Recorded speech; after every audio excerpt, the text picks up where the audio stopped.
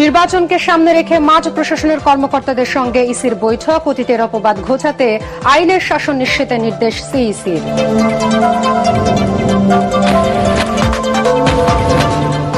জমিয়তে উলামা ইসলামের জন্য 4টি আসন ছাড়ল বিএনপি। শরিক এবং সমমনা দলগুলোর সাথে সমঝোতা দ্রুতই চূড়ান্ত, জানালেন মির্জা ফখরুল।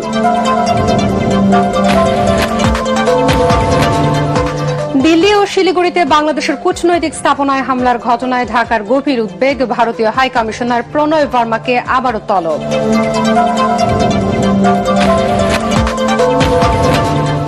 ঢাকার উদ্দেশ্যে কাল লন্ডন ছাড়বেন তারেক রহমান। বুধবার সন্ধ্যা 6টা থেকে পরদিন পর্যন্ত শাহজালাল বিমানবন্দরে দর্শনার্থী প্রবেশে নিষেধাজ্ঞা।